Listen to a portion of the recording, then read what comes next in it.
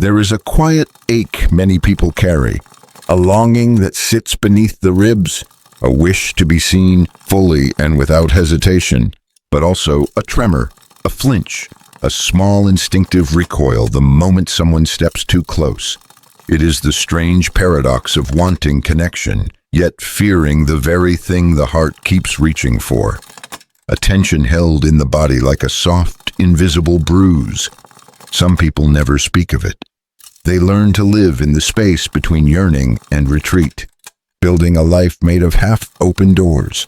It often starts with a simple moment, a message left unread, a conversation that almost went deeper but didn't, a friend who tries to get close, and a reflex that pushes them away.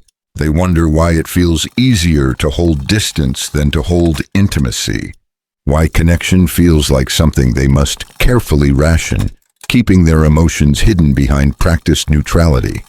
They tell themselves they are fine alone. They tell themselves they don't need anyone. Yet even in the quiet, when the world stills and the mind softens, they feel it. That soft ache, like a whisper under the skin, reminding them they want to be understood, to rest in someone's presence without performing, apologizing, or predicting the next disappointment. This conflict rarely begins in adulthood. Its roots often reach back into moments long before a person understood words like intimacy or vulnerability. Maybe they grew up in a home where emotions felt dangerous, where affection was unpredictable, where silence felt safer than truth, where love arrived in small, uncertain portions, always conditional.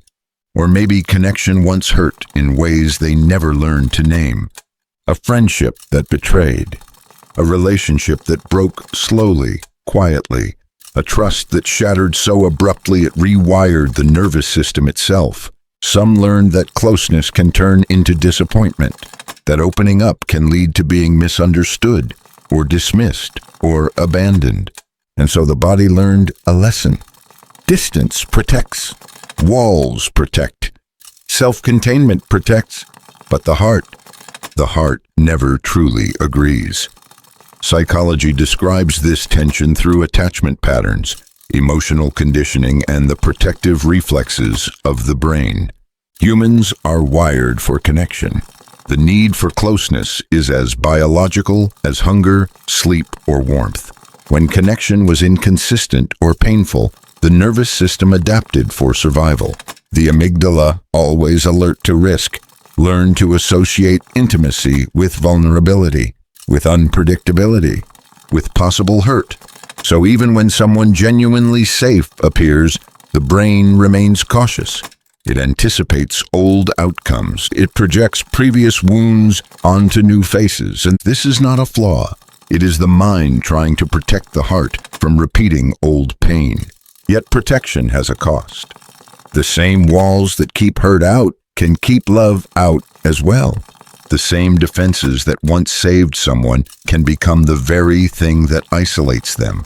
The ache is not a sign of weakness. It is evidence of two human instincts fighting at once. The instinct to connect and the instinct to stay safe. And so a quiet battle begins inside them. Part of them wants to text back first, to open up, to be honest about their longing. But another part hesitates. It imagines rejection before it occurs. It imagines burdening others. It imagines being too much or not enough. Some become experts at appearing emotionally independent.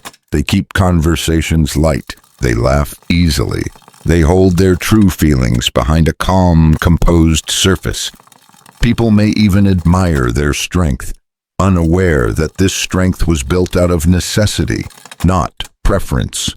There is a tension when someone tries to love them deeply, a fear dressed as indifference, a distance disguised as self-sufficiency. And yet, late at night, they feel the weight of everything they didn't allow themselves to say. All the connections they might have had, if fear hadn't whispered stories about what could go wrong. The turning point is rarely dramatic. There is no sudden burst of bravery, no cinematic declaration of trust. Instead, it arrives softly, in small, almost unremarkable moments. Someone listens without judgment. Someone stays. Someone proves that patience can be an act of love. And in those moments, the mind begins to question its old beliefs. Maybe connection doesn't always end in disappointment. Maybe vulnerability isn't a trap, but a bridge. Maybe safety can exist in closeness, not only in distance. The realization is subtle but profound. The fear was formed in the past. The longing belongs to the present, and the two do not have to cancel each other out. They can coexist. They can be witnessed. They can be understood with tenderness rather than shame.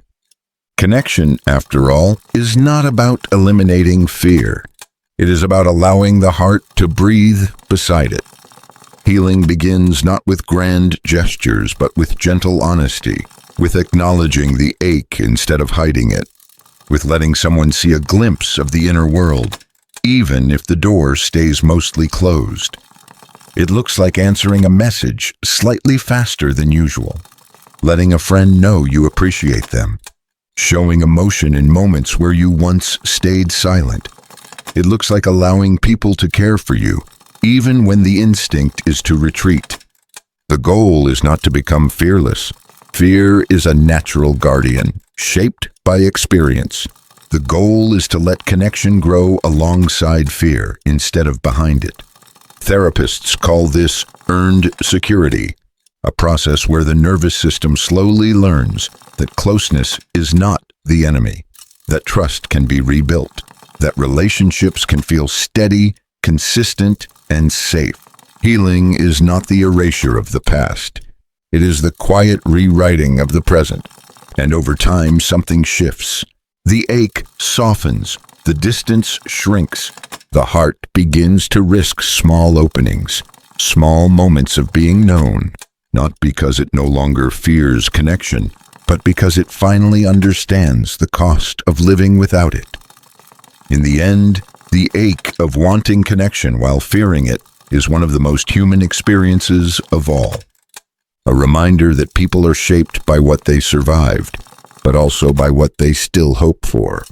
Inside every guarded heart is a small, persistent wish to be met gently, to be understood slowly, to be loved in a way that doesn't demand perfection.